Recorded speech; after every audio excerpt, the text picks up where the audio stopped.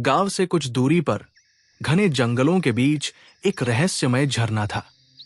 ये झरना न केवल अपनी खूबसूरती के लिए मशहूर था, बल्कि इसके बारे में कई विचित्र कहानियां भी प्रचलित थी।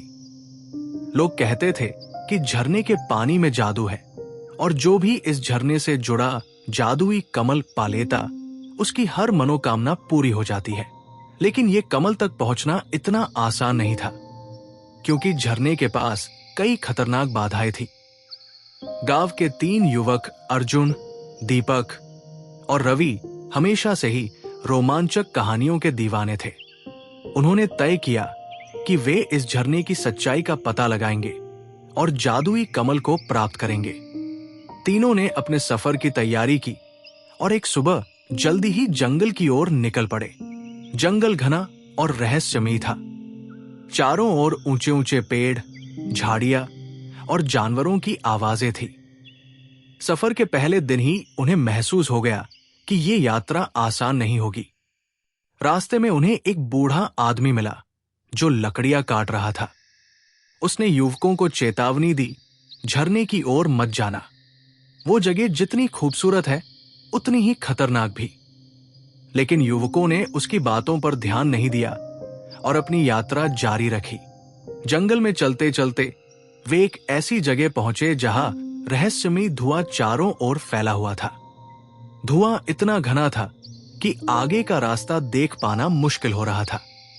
अर्जुन ने अपनी चतुराई से एक लकड़ी का मशाल बनाया, जिससे उन्हें आगे का रास्ता देखने में मदद मिली।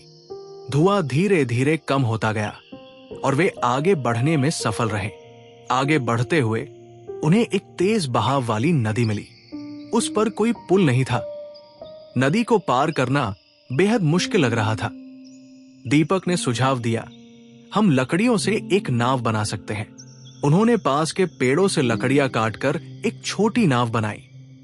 हालांकि बहाव तेज था, लेकिन उनकी एकता और मेहनत से वे नदी पार करने में सफल रहे। आखिरकार युवकों ने झरने को देखा। झरना इतना खूबसूरत था कि उसकी तुलना किसी जादुई जगह से की जा सकती थी। सूरज की किरणें झरने के पानी पर गिर रही थी, जिससे वो चमक रहा था। झरने के पास की हवा ठंडी और ताजी थी, लेकिन झरने के पास पहुंचते ही उन्हें महसूस हुआ कि ये जगह वाकई जादुई थी। वहां का वातावरण एक अलग ही ऊर्जा से भरा हुआ था। झरने के बीचों बीच एक बड़ा सा पत्थर था और उस पत्थर पर जादुई कमल खिला हुआ था। लेकिन वहां तक पहुंचना आसान नहीं था। झरने के चारों ओर गहरे पानी और खतरनाक चट्टानों का घेरा था। रवि ने सुझाव दिया, हमें एक मजबूत रस्सी की जरूरत है। सौभाग्य से उनके पास कुछ रस्सियां थी।